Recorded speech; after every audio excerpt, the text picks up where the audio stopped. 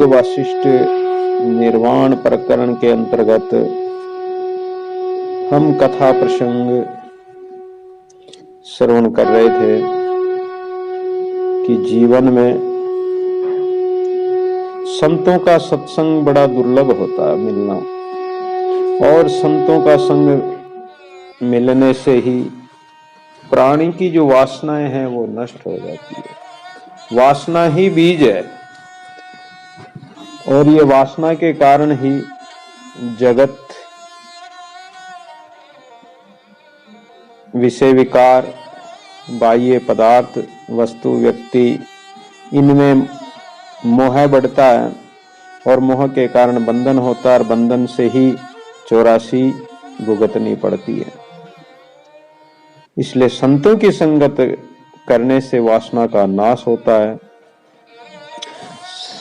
साधु की संगत पाइए अविगत देव अभंग। गुरु महाराज कहा करते थे कि संत महापुरुष अविगत परमात्मा से मिलाने वाले होते। ये जो मिलावे राम को इन्हें मिले जे कोई।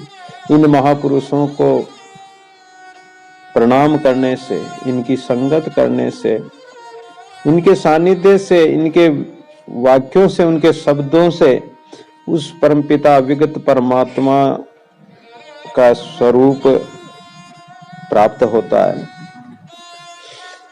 आगे श्री वशिष्ठ जी महाराज कहते हैं कि हे राम, अब कमल नयन भगवान श्री कृष्ण के द्वारा कहे हुए उस शुभ अनासक्ति योग को तुम श्रवण करो। महाभारत जब प्रारंभ होने वाला था उस समय भगवान कृष्ण को अर्जुन कहने लगे कि हे मधुसूदन, तुम मेरे रथ को दोनों सेनाओं के बीच में ले चलो। मैं इन सेनाओं में देखना चाहता हूं कि वास्तव में कौन कौन लड़ने आए हैं, आपस में परस्पर कौन कौन आमने सामने खड़े हैं, उन सबको एक बार मैं देखना चाहता हूं।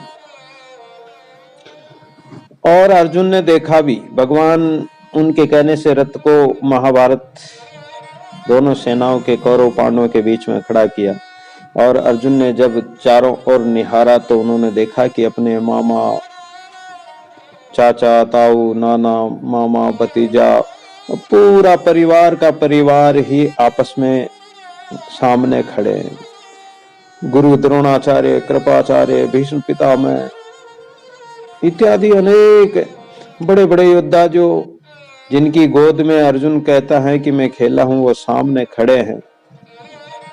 इन सबको मैं कैसे मारूंगा? ये सब मेरे संबंधी हैं।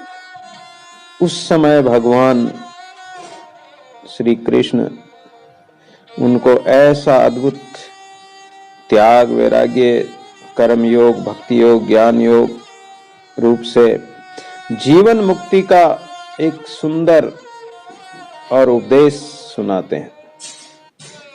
उस अनासक्ति योग जो अर्जुन को सुनाया, उस उपदेश को सुनकर महाराज पांडु के पुत्र जो अर्जुन जीवन मुक्त रूप आचरण करने लगे। रामचंद्र जी ने पूछा कि हे ब्रह्मन, कृपा कर आप मुझे ये बतलाइए कि वह पांडुनंदन इस पृथ्वी पर कब उत्पन्न होगा और उसके प्रति अनासक्ति का वर्णन भगवान श्री कृष्ण किस तरह करेंगे। वशिष्ठ जी महाराज जो कह रहे हैं कि ऐसा ऐसा आगे के समय में होगा, ऐसा भगवान कृष्ण अवतार लेकर आएंगे, अर्जुन होगा, ऐसे महाभारत होगा।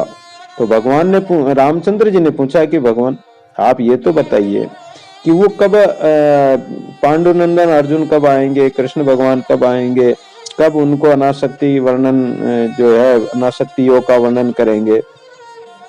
तो वशिष्ठ जी ने कहा कि हे राम, एक समय ये पृथ्वी मृत्युलोक में आए हुए भार रूप पापी प्राणियों से व्याप्त हो जाएगी। पाप ही पाप छा जाएगा, धर्म बढ़ जाएगा, अत्याचार बढ़ जाएगा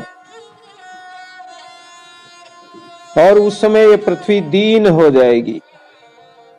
इस पृथ्वी को सांत्वना नहीं मिलेगी। उस समय पापी मनुष्यों के भार से ये पृथ्वी पीड़ित हो जाएगी। पृथ्वी कहती कि मेरे पर बड़े बड़े पहाड़ हैं, बड़े बड़े पेड़ हैं, समुद्र है, लेकिन इनका मुझे कोई वजन नहीं लगता है। परंतु जो पापी लोग हैं, पाप करते हैं, धर्म करते हैं, झूठ कपट छल छिद्र धोखा धड़ी, ये कर्म करते हैं, करने वाले मनुष्य जो हैं वो मेरे पर भार रूप है। तो ऐसे पापी मनुष्यों के भार से पीड़ित होकर ये पृथ्वी दीन होकर जब भगवान विष्णु की शरण जाएगी, जिस तरह लुटेरों से लूटी गई कोई स्त्री अपने पति के समीप जाती है, ऐसे ये पृथ्वी माता इन पापियों के दुख से दुखी होकर भगवान जो अपना स्वामी विष्णु भगवान हैं उनके पास जाएगी। तब संपूर्ण देवांशों के साथ भगवान श्री हरि नर और नारायण के अवतार रूप में 2 शरीरों से पृथ्वी पर प्रकट होंगे।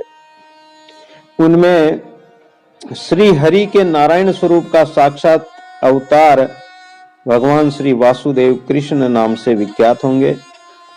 दूसरा अंशावतार नर रूप में पांडु राजा के पुत्र अर्जुन नाम से विख्यात होंगे। और चारों समुद्रों से गिरी हुई पृथ्वी पर संपूर्ण उनका आधिपत्य होगा। एवं धर्म का पुत्र युधिष्ठिर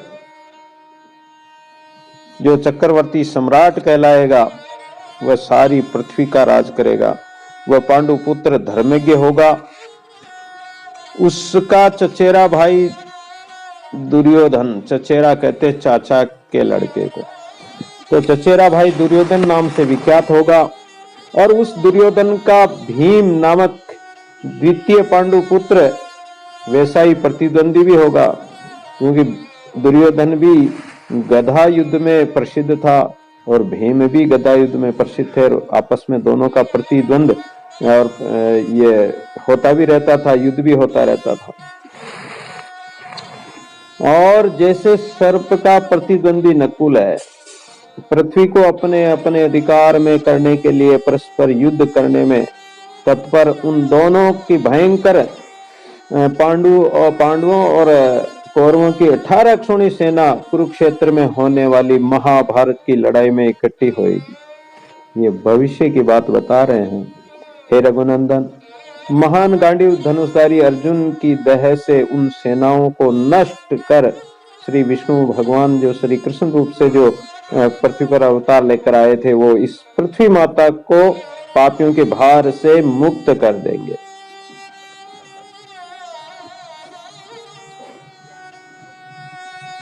युद्ध के प्रारंभ में भगवान विष्णु का अंश अर्जुन प्राकृत भाव में स्थित होकर हर्ष और शोक से युक्त मनुष्य धर्म वाला बन जाएगा। प्राकृत भाव ये है कि जीव जो इन प्रकृति को देखता है और इन प्रकृति के दृश्यों को ही अपना मानने लग जाता है, तो उस प्राकृतिक कृत्रिम भाव संबंध में बह जाएगा। दोनों सेनाओं में पहुंचे हुए और मरने के लिए तैयार अपने बंधु बांधवों को देखकर वह अर्जुन विषाद यानी दुखी हो जाएगा और युद्ध करना अस्वीकार कर देगा। हे राघव, उस समय अर्जुन को उपस्थित कार्य की सिद्धि के लिए श्री विष्णु भगवान रूप में श्री कृष्ण उसको उपदेश करेंगे कि हे अर्जुन, तू किसके लिए चिंता करता है और कौन तेरा सगा संबंधी है? तू किनका, तेरा कौन है? ना तो तेरा कोई है ना तू किसी का है। ये और जिनको तू मारने की कह रहा है, ये तो सब मरे मराए हैं। इन्होंने पाप अधर्म का साथ दिया है। और जिनको तू कह रहा है कि ये मेरे मामा साला चाचा ताऊ इत्यादि संबंधी हैं, ये मर जाएंगे, तो तू किस बात की चिंता करता? आत्मा तो कभी मरती नहीं है। आत्मा किसी काल में भी जन्मती नहीं है और मरती भी नहीं है। तथा नए उत्पन्न होकर फिर होने वाली है, क्योंकि ये अजन्मा, नित्य, सनातन और पुरातन है। आत्मा, प्रत्येक प्राणी मात्र में जो आत्मा है वो परमात्मा ही है, परमात्मा का ही स्वरूप है। परमात्मा अजन्मा है, वो जन्म नहीं लेता है, योनि में नहीं जाता है। नित्य, ये नित्य यानी सर्वत्र सर्वदा सब समय में रहने वाला परमात्मा। सनातन, आदि से ही चला आ रहा है, उसका आदि अंत है ही नहीं। पुरातन, प्राचीन से प्राचीन भी वही है, उससे कोई प्राचीन है ही नहीं। शरीर के मारे जाने पर भी यह आत्मा नहीं मारा जाता है। जो इस आत्मा को मारने वाला समझता है तथा जो इसको मरा हुआ मानता है, वे दोनों ही नहीं जानते हैं, वो दोनों ही भूले हुए हैं, दोनों ही अज्ञानी हैं। क्योंकि यह आत्मा वास्तव में न तो किसी को मारता है, न किसी के द्वारा मारा जाता है। ना शस्त्र से काटा जा सकता है, न पानी से गीला किया जा सकता है, न अग्नि से जलाया जा सकता है, ना हवा से सुखाया जा सकता है। तो ये अनंत एक रूप, सत्य स्वरूप और आकाश से भी अत्यंत सूक्ष्म, प्रभावशाली, परम शुद्ध आत्मा का किससे किस तरह क्या नष्ट होगा, अर्थात उसका किसी प्रकार भी विनाश नहीं हो सकता। अतएव ज्ञान स्वरूप अर्जुन, तुम आदि और मध्य से रहित, परमात्मा जो आदि मध्य से रहित है, उसका ना तो आदि है, ना अंत है, ना मध्य है, तो अनंत और अव्यक्त जो अपना वास्तविक जो परमात्मा है, इस जीव आत्मा का वास्तविक स्वरूप है, उस स्वरूप का दर्शन करो, उसको देखो, उसका बोध करो। तुम अप्रमेय, दोष रहित, चैतन्य रूप, अज्ञे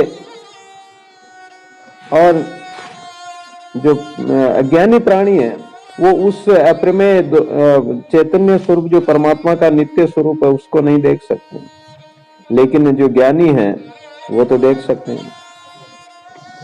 भगवान कृष्ण कहते हैं कि हे अर्जुन, तुम स्वयं जरा मरण से रहित हो।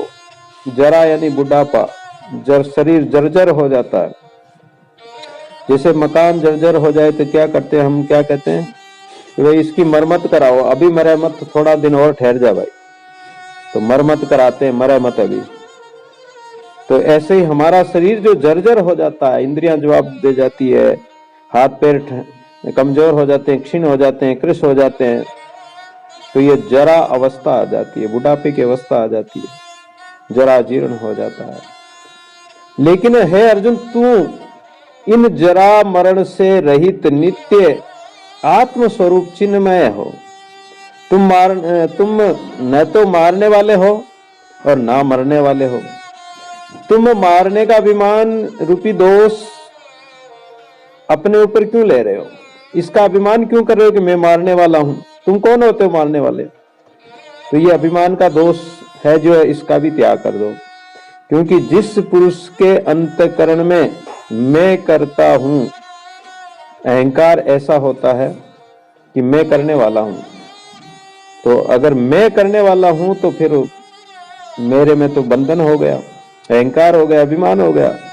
दादू जी महाराज कहते हैं कि दादू करता हम नहीं करता, और कोई करता है सो करेगा, तू जिन करता होई। अरे करने वाला कराने वाला तो परमात्मा है, तू अपने आप में अभिमान क्यों करता है? तो जिसकी बुद्धि सांसारिक पदार्थों में और कर्मों में लिप्त नहीं होती, वह पुरुष इन सब लोगों को मार कर भी वास्तव में नहीं मारता। करता तू बनी मत। और जो ज्ञानी पुरुष है वो वास्तव में, जिनकी सांसारिक बुद्धि नहीं है, संसार में लिपायमान नहीं है, वो मारते हुए भी वो नहीं मार रहा है, क्योंकि वो अपने लिए नहीं मार रहा या अपने स्वार्थ के लिए नहीं मार रहा, या वो अपना पराया समझकर नहीं मार रहा, वो तो केवल भगवान के मेरे आदेश को मानकर तू मार, तुझे कोई पाप नहीं लगेगा, पाप से नहीं बंधेगा। इसलिए अयम यानी ये संसार, सो हम यानी ये मारने वाला मैं, इदम यानी ये देह, तन्मय यानी बंधु आदि मेरे हैं। इस तरह की अंतःकरण में उत्पन्न हुई वृत्ति का त्याग कर दे कि मैं मारने वाला हूं, ये अहंकार करे मत, क्योंकि इसी बुद्धि वृत्ति के कारण मैं पापों से युक्त हूं। अगर ऐसी बुद्धि रखेंगे कि मैं ही सब कर्म कर रहा हूं, मैं ही मारने वाला हूं, या मुझे कोई मारेगा, या मैं विनाशशील हूं, मैं मरने वाला हूं, इत्यादि अनेक भ्रांतियों के अधीन होकर तुम चारों ओर फिर तो सुख दुख के सागर में डूब जाओगे और इस सुख दुख की लहरों में थपेड़े खाते रहोगे।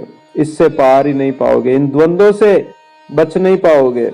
वास्तव में संपूर्ण कर्म अपनी आत्मा के अंशरूप गुणों के द्वारा ही अलग अलग किए जाते हैं। तो भी जिसका अंतःकरण अहंकार से मोहित हो रहा है वह अज्ञानी कहता है कि मैं करता हूं। महात्मा पुरुष के अंतःकरण में मैं नाम की कोई वस्तु होती नहीं। फिर तुम्हारे लिए कौन सा पदार्थ क्लेशदायक होगा? भाई अपना कोई है ही नहीं, अपनी कोई वस्तु है ही नहीं, सब परमात्मा की है, तुम्हारा कुछ है ही नहीं। दादू रे तन अपना नहीं तो कैसे भया संसारा, जब शरीर ही अपना नहीं, ये देह ही अपनी नहीं, तो फिर इस देह के जो संबंधी माने जाते हैं या इससे जो संबंध आसक्ति करते हो तो वो तुम्हारे कहां से हुए? हे अर्जुन, बहुतों ने मिलकर एक साथ जिस कार्य का संपादन किया हो उसमें यदि किसी एक को मैंने ही ये किया है ऐसे वो अभिमान जन्य कह दे, अभिमान से कह दे, तो सारे लोग उसकी हंसी उड़ाएंगे कि अरे तूने अकेले ने थोड़ी किया, ये काम तो हम सबने मिलकर किया। क्योंकि कर्मयोगी ममत्व बुद्धि रहित केवल इंद्रिय, मन, बुद्धि और शरीर द्वारा भी आसक्ति को त्याग कर अंतःकरण की शुद्धि के लिए कर्म करते हैं। कर्मयोगी कर्म करता है, कर्म में भी ममत्व बुद्धि, आसक्ति बुद्धि नहीं रखता। कर्म भी परमात्मा हेतु परमात्मा निमित्त ही करता है, परमार्थ के लिए ही करता है। मन बुद्धि से वो अपने स्वार्थ के लिए करता ही नहीं है। उनकी मन बुद्धि और इंद्रियां वो अपना मानता ही नहीं है, उसमें आसक्ति नहीं है, अपनापन है ही नहीं, अहंकार है ही नहीं, तो उसका अंतःकरण शुद्ध हो जाता है। और जिसका शरीर अहंकार रूपी विषय विकारों से दूषित नहीं हुआ वह राग रूपी जैसे मुक्त योगी कर्म करते हुए और न करते हुए भी लिप्त नहीं होता। वो चाहे कोई भी कर्म कर रहा है लेकिन वो राग से रहित, द्वेष से रहित, तो राग द्वेष आदि से वो परे ही रहता, उसमें लिपायमान नहीं होता। जैसे विवेकी और लौकिक विषयों का ज्ञाता होने पर भी दुष्ट प्रकृति पुरुष वो कहीं भी शोभा नहीं पाता। जो विषयों में रमने वाला है तो वो दुष्ट व्यक्ति चाहे कहीं भी चला जाए उसको कहीं भी सुख शांति नहीं मिल सकती है, ना सुख शांति मिलेगी ना मान सम्मान मिलेगा। वैसे ही ममता रूपी दोष से दूषित मनुष्य कहीं भी चला जाए वो ममता और अहंकार के कारण सुख दुखों में ही पड़ा रहेगा। जो ममता और अहंकार से रहित है, सुख दुखों की प्राप्ति में भी जो समान भाव रहता है और कैसा भी कुछ भी नुकसान हो जाए तो भी क्षमा कर देता है, वह मनुष्य कर्म करते हुए भी उन कर्मों में कभी लिपायमान नहीं होता। हे पांडुपुत्र, ये शास्त्रविद उत्तम क्षत्रिय धर्म जो मैं तुम्हें बता रहा हूं, ये कर्म तुम्हारा अपना कर्म है, तुम क्षत्रिय हो और क्षत्रिय का जो कर्म है वो तुम्हें करना पड़ेगा। वह बंधु वध रूप होने से क्रूर होने पर भी कर्तव्य बुद्धि से किए जाने पर सुख, अभ्युदय और कल्याण का जनक है। केवल तुम्हें तो अपना कर्तव्य कर्म निभाना है। वो बंधु वास्तव में तुम्हारे बंधु तो है वो इस शरीर के संबंध से तो, लेकिन वो आत्मा के संबंध से तेरा कोई भी बंधु बांधव नहीं है। तेरा कर्तव्य है कि इन क्रूर पापियों को नष्ट करने का ही तेरा कर्तव्य, तुझे कोई पाप नहीं लगेगा।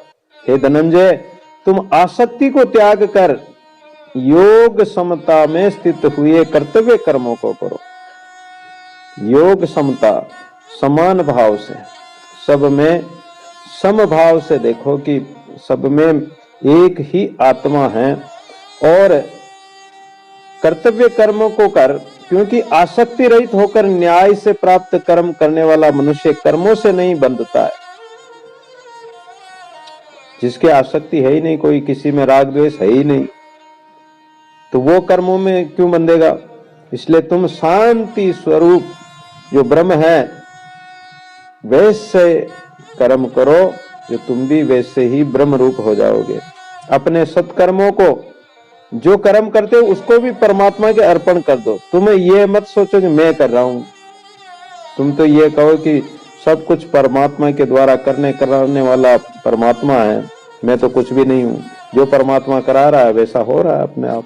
तुम अपने आप में कर्तापन का अभिमान क्यों करते हो।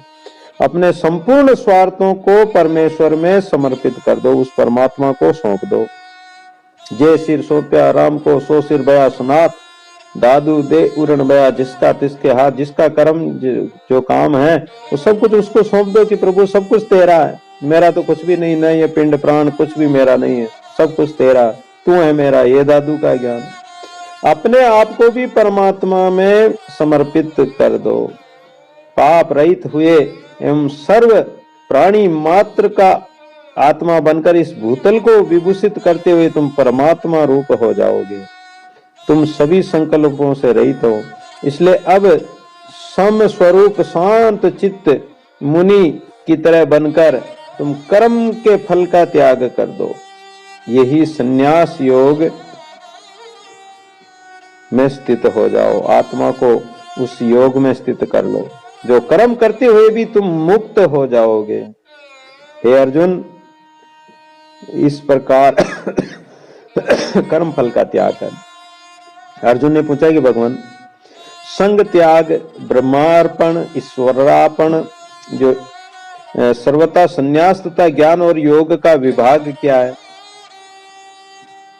हे प्रभु, मेरे मोह की निवृत्ति के लिए आप मुझे अच्छी तरह से समझा कर कहिए।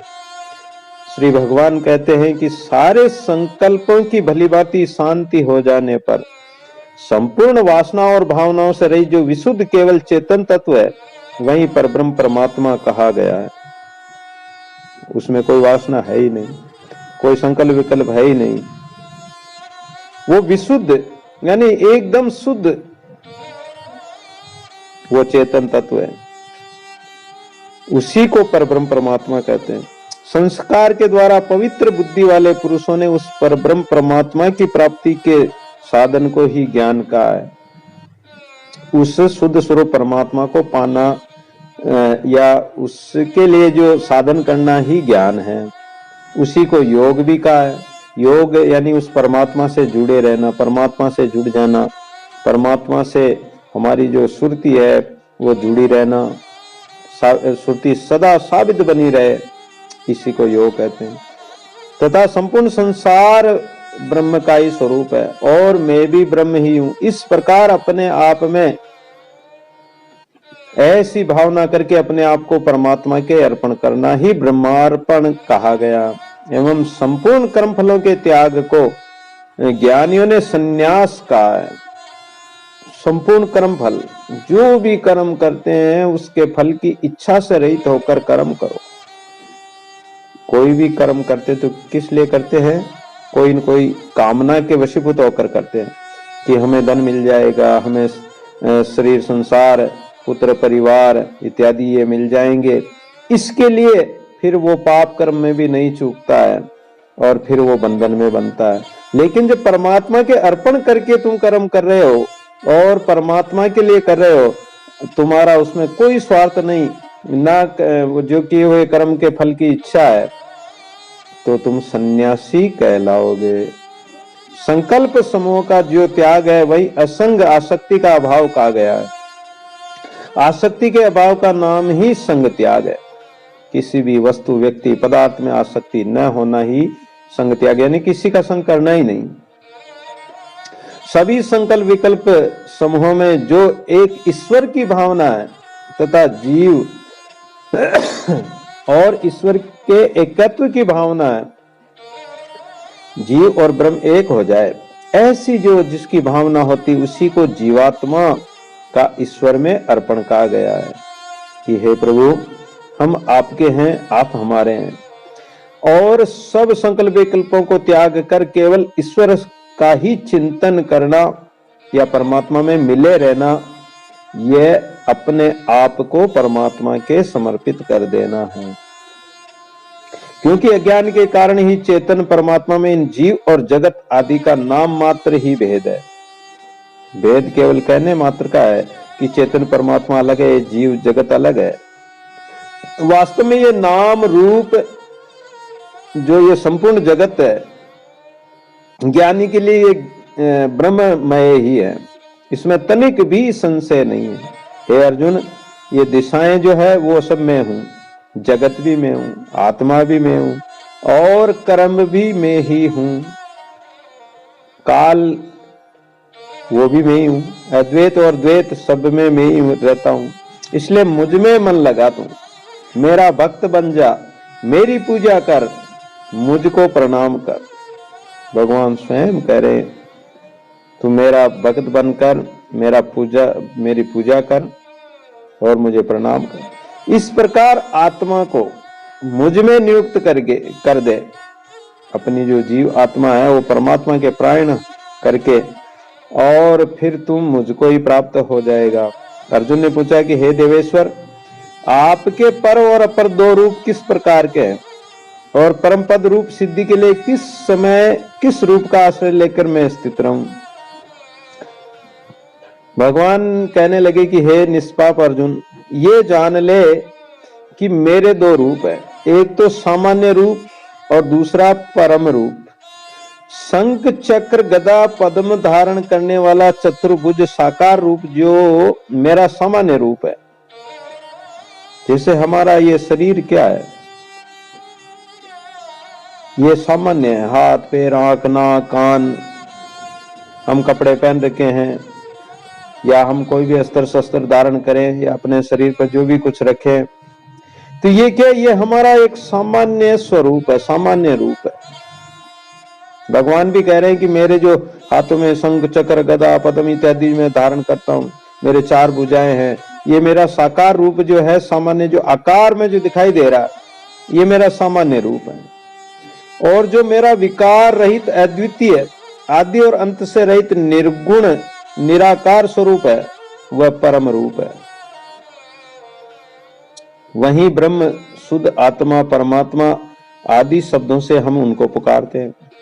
इसलिए तुम संप्रबुद्ध होकर परम उत्कृष्ट यानी पूर्णतया तुम ज्ञानी बनकर, और जो सबसे उत्तम श्रेष्ठ आदि अंत से रहित जो मेरा वो सूक्ष्म जो रूप है निरंजन निराकार, जिसको ज्ञान से ज्ञानी प्राप्त करते हैं, उसको जान तू। और उसको जान जाएगा तो फिर कभी जन्म मरण नहीं होगा। अर्जुन कहता है कि हे अरिमर्दन, यानी तुम दुश्मनों को नष्ट करने वाले, अरि यानी स्त्रुओं को मारने वाले हे कृष्ण, यदि तुम ब्रह्म का ज्ञान प्राप्त जो है ब्रह्म का स्वरूप जो बता रहे हो, तो आत्मा ये उस ब्रह्म से परमेश्वर से एक रस कैसे होगी। तो इसके लिए भगवान कहते हैं कि जो मैं तुम्हें सुना रहा हूं, इस अनासक्त योग से और इस ज्ञान के द्वारा तुम अपनी आत्मा को मेरे में एक रस होकर अखंड रूप से परिपूर्ण रूप से मेरे में लगा लो, मेरा आश्रय ले लो। और जब तुम मेरा आश्रय ले लोगे तो मेरे से अलग नहीं रहोगे, यानी मेरे तत्व मेरे स्वरूप में ही मिल जाओगे, मेरा ही स्वरूप बन जाओगे। मैं समझता हूं कि मेरे उपदेश से तुम अब भली प्रकार ज्ञानी प्रबुद्ध हो चुके हो, ब्रह्म पद में विश्रांति अब पा चुके हो, और सर्व संकल्पों से भी मुक्त हो गए हो। अब तुम सत्य एवं अद्वितीय आत्म स्वरूप होकर स्थित रहो। सत्य स्वरूप जो अद्वितीय परमात्मा है, सर्वव्यापी है, उस अनंत चेतन में एक भाव करके और उसमें लगे रहना ही परमात्मा से जुड़ना है या परमात्मा से एक होना है, परमात्मा से योग होना है। और सबको संभाव से देखो। तुम आत्मा को सर्वभूत प्राणियों में, प्रत्येक प्राणी में देखो। अपनी आत्मा, हाथी में, कुत्ते में, चांडाल में, गौ में, वृक्षों में, सब में तुम्हारी तो आत्मा है। एक परमात्मा के सिवा और कोई नहीं है, ऐसा समझो। क्योंकि जो पुरुष सब कुछ ब्रह्म ही है, मैं भी ब्रह्म ही हूं, इस प्रकार एकता के भाव से मेरा आश्रय लेकर प्राणी मात्र में स्थित मुझ परमात्मा का जो भजन करता है, वह सब प्रकार से व्यवहार करता हुआ भी पुनः इस संसार के जन्म मरण में नहीं आता है, वह परम पद को प्राप्त हो जाता है। सर्व शब्द का अर्थ है एकत्व, और वह एकत्व परमात्मा का वाचक है। वह परमात्मा प्रत्यक्ष प्रतीत न हो रहा हो तो भी उसको न होने के कारण सत्य भी नहीं कहा जा सकता, क्योंकि जब सामने दिखाई नहीं दे रहा प्रत्यक्ष रूप से तो उसको सत्य नहीं कह सकते। ध्रुव सत्य भाव से होने के कारण, क्योंकि परमात्मा सत्य है, ध्रुव सत्य है ये कि परमात्मा है, तो उसको असत्य भी नहीं कह सकते और सत्य भी नहीं कह सकते। नहीं दिखे जब तक तो उसको सत्य नहीं कह सकते और ऐसा भी नहीं कह सकते कि वो नहीं है। तो परमात्मा सत्य असत्य से परे है, वो सत्य भी है और असत्य भी, अर्थात असत्य का मतलब दिखाई नहीं दे रहा लेकिन है तो सही, अतः वह सत्य असत्य से विलक्षण है। वह जिसके अनुभव में आ जाता है उसे शीघ्र ही प्राप्त हो जाता है। जिसने ऐसे अनुभव कर लिया तो उसके लिए तो साक्षात है, वो जहां देखे, जिधर देखे नैन भर तिधर सृजनहार परमात्मा ही परमात्मा दिखाई देगा उसको। जो तीनों लोकों के अंतःकरण के भीतर स्थित हुआ प्रकाश देता है और जो ज्ञानियों के अनुभव में प्रत्यक्ष होता है, निश्चय ही वही मैं परमात्मा हूं। भगवान अर्जुन को कहते हैं कि वो परमात्मा मैं ही हूं। संपूर्ण शरीरों के भीतर स्थित जो दृश्य संसार से रहित और सूक्ष्म रूप से व्यापक अनुभव रूप है, वही यह सर्वव्यापी परमात्मा है। बाहर भीतर प्रकाश करने वाला तेज स्वरूप में प्रत्येक शरीर के भीतर प्रत्यक्ष विद्यमान रहता हुआ भी अज्ञानी प्राणी को मैं प्रतीत नहीं होता हूं। जिस तरह हजारों गढ़ों के बाहर और भीतर आकाश रहता है, जैसे खाली गड़े रख दो, 1000 गड़े रख दो, अब उस गड़े के अंदर भी आकाश, आकाश मतलब खाली जगह पोल है, बाहर भी आकाश है। उसी तरह प्रत्येक प्राणी मात्र में, भूत भविष्य वर्तमान जगत में जितने भी प्राणी है, शरीर है, उनके बाहर भीतर में समाया हुआ हूं। किंतु लाखों शरीरों के भीतर संभाव से व्यापक होता हुआ भी सूक्ष्म होने के कारण मुझे कोई नहीं देख पाते। ब्रह्मा से लेकर एक तिनके पर्यंत जितने भी पदार्थ समूह है, उसमें जो संभाव से नित्य स्थित रहता है, विद्वान लोग उसे नित्य चिन्मय परमात्मा जानते हैं कि परमात्मा कण कण में है। विनाशशील पदार्थों में साक्षी की भांति संभाव से स्थित अविनाशी परमात्मा को जो देखता है, वही वास्तव में यथार्थ देखने वाला ज्ञानी पुरुष है। हे पांडुनंदन, समस्त शरीरों में एक चेतन परमात्मा में ही हूं, शरीर में नहीं हूं। इस प्रकार जो कहता है, यानी मैं शरीर नहीं हूं, वह अद्वितीय परमात्मा में सबका आत्मा, जिसमें ऐसा कोई शरीर नहीं कि जिसमें मैं नहीं हूं, वह ऐसा कोई शरीर भी नहीं है। तुम मुझे इस प्रकार तत्व से जान कि मैं सब तत्वों में हूं, तत्व स्वरूप हूं। जैसे दूध में, दूध का तत्व क्या है? घी है, और घी पूरे दूध में रमा हुआ, रोम रोम दूध के रोम रोम कण कण में दूध है, ये मतलब घी है दूध में। उसी प्रकार तत्व से मुझे जान। जिस प्रकार पर्वतों का वास्तविक स्वरूप पत्थर ही है, वृक्षों का स्वरूप लकड़ी ही है, और तरंगे जो पानी की जो तरंगे बनती समुद्र आदि में, तालाब में, वो जल ही है। उसी प्रकार संपूर्ण पदार्थों का वास्तविक स्वरूप, वास्तविक कारण क्या है? परमात्मा ही है। जो पुरुष परमात्मा को संपूर्ण प्राणी मात्र में स्थित और संपूर्ण प्राणियों को परमात्मा में कल्पित देखता है एवं आत्मा को अकर्ता देखता है, वही वास्तव में सत्य रूप से देखता है, वास्तविक रूप से देखता है। हे अर्जुन, नाना प्रकार के आकार विकार वाली तरंगों में जैसे केवल जल ही जल है, अनेक कुंडे, करवे, मटके इत्यादि मिट्टी के कितने ही बर्तन बना लो तो उसमें मिट्टी है, सोने के अनेक आभूषण बना लो उसमें सोना ही है, वैसे ही विविध प्रकार के समस्त प्राणियों में परमात्मा संभाव से व्यापक है। तथा जिस प्रकार जल में नाना प्रकार की जो चंचल तरंगे, सोने, कड़े, कुंडल इत्यादि प्रत्येक भूत प्राणी में परमात्मा, परब्रह्म परमात्मा समाया हुआ है और एक रूप होकर उससे लेस मात्र भी अलग नहीं है।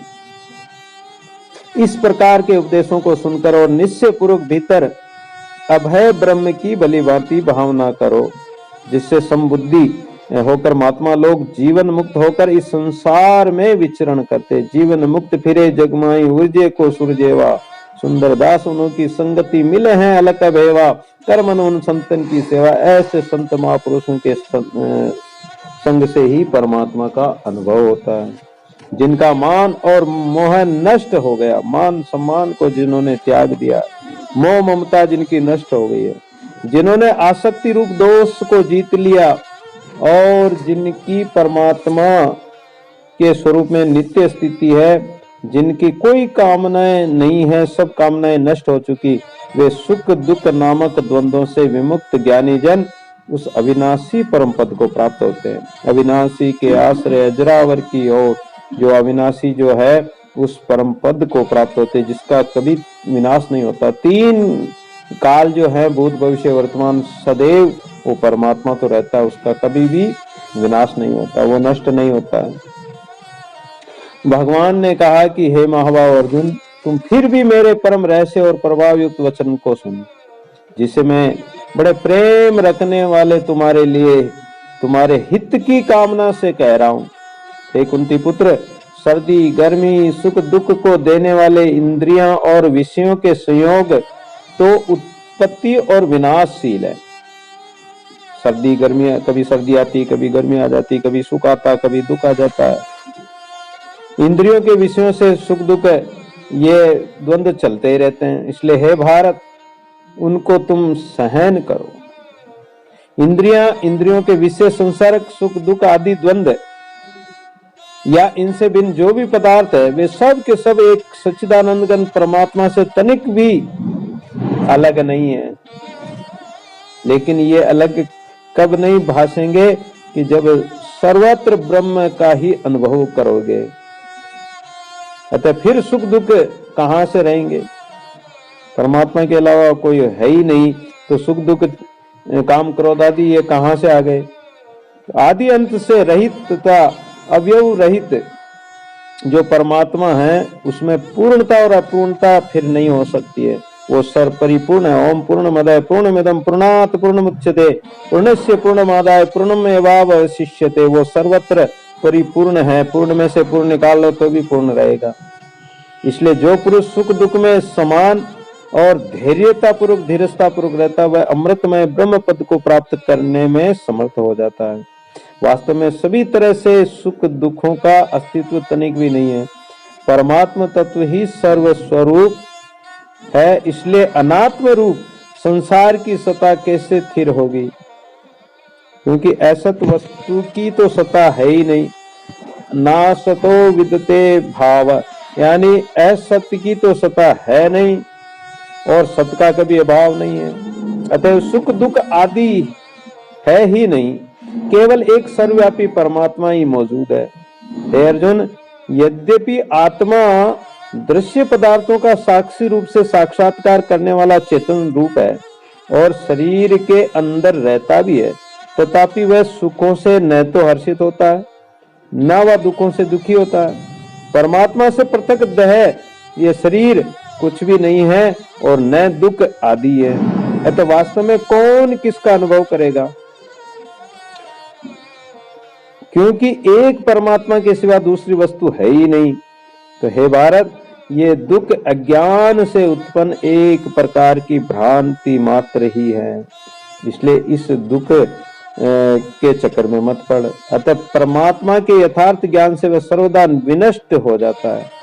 जिस प्रकार अंधेरे में रस्सी का सर्प दिखाई देता है, लेकिन जब यथार्थ उजाला होता है, यथार्थ ज्ञान होता है, तो तत्व से जानने वाला वो नहीं डरता, वो सोचता है कि ये सर्प नहीं है तो केवल रस्सी है। उसको पता है, उसका जो भय था वो सब नष्ट हो जाता है। उसी प्रकार अज्ञान से उत्पन्न हुए शरीर और ये दुख आदि जो अस्तित्व हमने मान रखे हैं, अगर ज्ञान हो जाए, तत्व ज्ञान हो जाए परमात्मा का, तो ये देह दुख सब नष्ट हो जाते हैं।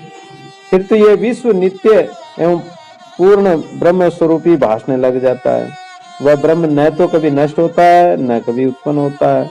यही ध्रुव सत्य यानी यथार्थ ज्ञान है। हे अर्जुन, तुम मान मद शोक भय इच्छा सुख दुख इस संपूर्ण असद्रूप जड़ द्वैत प्रपंच से रहित हो जा और एकमात्र अद्वितीय चिन्मय सत्य स्वरूप परमात्मा में तद्रूप हो जाओगे।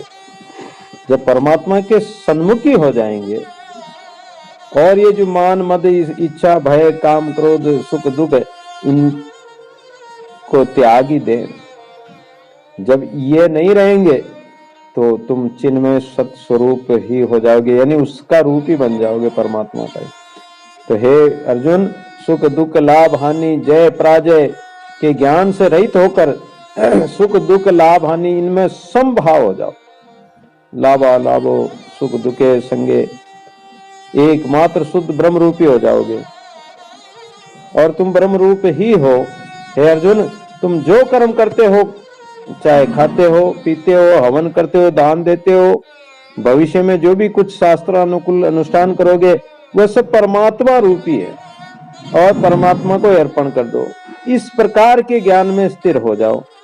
जो पुरुष अपने अंतःकरण में जिस पदार्थ का संकल्प करता है वह निसंदेह उसी रूप में बदल जाता है। जो व्यक्ति अपने अंतःकरण में जिस वस्तु या पदार्थ का विचार करता है तो वो उसी का रूप बन जाता है। क्योंकि उसको, जैसे कोई कहीं शहर में गया और शहर में कुछ वस्तु देखी, उस वस्तु को वो देखकर मन में बाद में विचार करता है कि वो वस्तु ऐसी थी वैसी थी।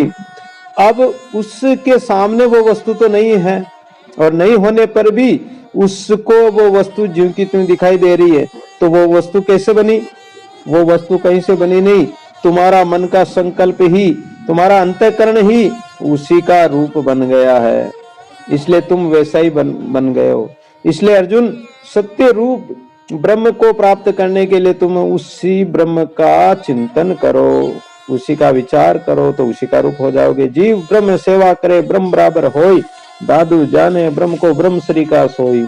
क्योंकि जो पुरुष विनाशशील क्रिया रूप संसार में अक्रिय सच्चिदानंद ब्रह्म को स्थित देखता है, क्योंकि परमात्मा सब कुछ करते भी वो अक्रिय है और अक्रिय सच्चिदानंद ब्रह्म में विनाशशील क्रिया रूप ये संसार केवल कल्पना मात्र है नहीं, कल्पना मात्र।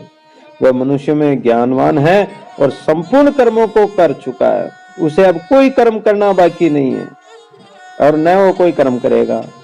इसलिए अर्जुन, तुम कर्मों में वासना तथा कर्तापन के अभिमान से रहित हो जाओ। तुम्हारी कर्मों को न करने में आसक्ति न हो और तुम योग में स्थित हुए अनासक्त भाव से शास्त्र अनुसार कर्तव्य कर्मों का आचरण करो। ये जो मूढ़ता है, अज्ञानता है, अकर्मण्यता, आलस्यपन है तथा कर्मों में आसक्ति के आश्रय, जो आसक्ति के आश्रय से रहित हुए सब में संभाव होकर स्थित हो जाओ। जो पुरुष समस्त कर्मों में और उनके फल में आसक्ति का सर्वथा त्याग कर देता है, संसार के आश्रय से रहित हो जाता है, एक आसरा परमात्मा का पकड़ लेता है कि एक तुम्हारे आश्रय दादू ये विश्वास, राम भरोसा तोरे नहीं करनी क्या। तो परमात्मा नित्य जो सर्वत्र है वो भली भांति उस परमात्मा में ही तृप्त हो जाता है।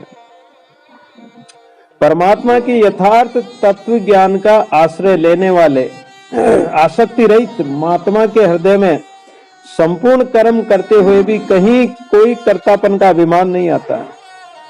वो कर्तव्य अभिमान न रहने से न वो भोक्ता भी नहीं बनता और भोक्तृत्व के अभाव से उसमें समता और एकता की भावना रहती है। इसलिए वो परमात्मा से एक हो जाता है, जीव ब्रह्म एक हो जाता है। उस समता और एकता से अनंतता की सिद्धि होती है तथा उससे अनंत नित्य विज्ञान गण ब्रह्म की प्राप्ति हो जाती है। और जिसके संपूर्ण शास्त्र समस्त कर्म बिना कामना और संकल्प के होते हैं तथा जिसके समस्त कर्म ज्ञान रूप अग्नि के द्वारा भस्म हो गए। ज्ञानी के कर्म सब भस्म हो जाते हैं, इसलिए वो कर्म बांधते नहीं। दादू निमस ने न्यारा कीजिए अंतर ते उर नाम, कोटि पतित पावन भय केवल कहता राम। ज्ञानी के कर्म नष्ट हो जाते हैं क्योंकि विरह अग्नि में, ज्ञान रूप अग्नि में वो भस्म हो जाते हैं। उस महापुरुष को ज्ञानी जन भी सा पंडित है, बुधा पंडित है, भगवान भी गीता में उसको पंडित रूप में कहते हैं। जो सम सौम्य स्थित स्वस्थ शांत और सब पदार्थों से निष्प्रह होकर स्थित रहता है, सम्मान भाव से सौम्य, बिल्कुल सरल स्वभाव, कोई किसी प्रकार का क्रोध लोभ मोह ईर्ष्या द्वेषता नहीं, ऐसा सरल, कोई छल छिद्र नहीं, कोई कपट धोखाधड़ी नहीं, तो वो सौम्य स्वभाव है। स्वस्थ शांत मन जिसका हो, किसी भी पदार्थ में उनका यानी आसक्ति न हो, ऐसे कर्म करते हुए कि वास्तव में वो ज्ञानी कुछ नहीं करता है। इसलिए हे अर्जुन, तुम हर्ष शोक आदि द्वंद्वों से रहित नित्य वस्तु परमात्मा में स्थित होकर योग क्षेम को न चाहने वाले और स्वाधीन अंतःकरण वाले हो जाओ। योग क्षेम तो परमात्मा चलाते हैं। प्रत्येक प्राणी मात्र को चोंच दई सो वह चुगा देगा, दे रहा है। कीड़ी को कण देता तो हाथी को मण देता। तो योग क्षेम की भी चिंता नहीं करते वो ज्ञानी महापुरुष। ऐसे अंतःकरण वाले जो न्याय से प्राप्त साक्ष जो है शास्त्रोक्त कर्मों को करते हुए पृथ्वी को विभूषित करने वाले शोभायमान पुरुष बन जाते हैं। जो मूढ़ बुद्धि मनुष्य समस्त इंद्रियों को हठपूर्वक उससे ऊपर से तो रोक देते हैं, लेकिन मन में विषयों का चिंतन चलता रहता है। ऊपर से तो मूंड मुंडाई भये सन्यासी साधु बन गए, भगत बन गए, लेकिन अंदर इंद्रियों के विषयों का चिंतन चलता रहता है, तो वो मिथ्याचारी कहा गया है, वो दंभी है, वो पाखंडी है। ऊपर से तो बिल्कुल मतलब ऐसा भगत और संत बने दिखाई देते हैं, लेकिन अंदर अगर छल कपट है, इंद्रियों के विषय चल रहे हैं, तो वो मिथ्याचार कहलाता है। किंतु अर्जुन, जो पुरुष मन से इंद्रियों को वश में करके अनासक्त आसक्ति से रहित होकर समस्त इंद्रियों द्वारा कर्मयोग का आचरण करता है, तो फिर वह श्रेष्ठ माना जाता है। जैसे नाना नदियों के जल, किधर से भी जल आओ, वो जल कहाँ जाता है? वो अविचल प्रतिष्ठा वाले अचल समुद्र में जाकर मिलते हैं, उसी में समा जाते हैं। वैसे ही सब भोग जिस स्थित प्रज्ञ ज्ञानी महापुरुष में किसी प्रकार का विकार उत्पन्न किए बिना उसी में समा जाते हैं, गुण उसमें समा जाते हैं, अवगुण अपने आप ही, विकार अपने आप ही दूर भाग जाते हैं। वही पुरुष वास्तव में परम शांति को प्राप्त होता है। भोगों को चाहने वाला नहीं, कामना वाला नहीं, संसार की इच्छा करने वाला परमात्मा को प्राप्त नहीं हो सकता है। परमात्मा को प्राप्त वही होगा, दादू विषय विकार सो जब लग मन रहता, तब लग चितनावी त्रिभुवन पतिदाता। जब तक विषय विकारों के प्रति आसक्ति है, तो परमात्मा को प्राप्त नहीं हो सकते हैं। चित्त में जब तक ये बसे हुए हैं तब तक वो नहीं आएगा, और वो आएगा तो ये नहीं रहेंगे। जहाँ विषय वासना है वहाँ राम नहीं होगा, और जहाँ राम होगा तो वहाँ विषय वासना नहीं होगी। जहाँ प्रकाश होगा तो वहाँ अंधकार नहीं है, जहाँ अंधकार है तो वहाँ फिर प्रकाश नहीं है। तो जहाँ ज्ञान का प्रकाश होगा वहाँ अज्ञान रूपी अंधकार नहीं रह सकता है। जहाँ भक्ति, साधना, सुमरण, भजन, सेवा इत्यादि है तो उसमें अज्ञान नहीं रह सकता है। वो भक्ति भाव से संपन्न होकर और अपनी संपूर्ण इंद्रियों को वश में करके और मन इत्यादि का दमन करके और परमात्मा में, परमात्मा के लिए, परहित के लिए, परमार्थ के लिए जो करता है वह पुरुष संसार में रहते हुए भी जीवन मुक्त अवस्था में वो परमात्मा स्वरूप ही माना जाता है। सच्चिदानंद भगवान की, सत्य राम साक्षी सर्वदा, अजय अविनाशी अपरंपार। सत्य राम साक्षी सर्वदा, अजय अविनाशी अपरंपार।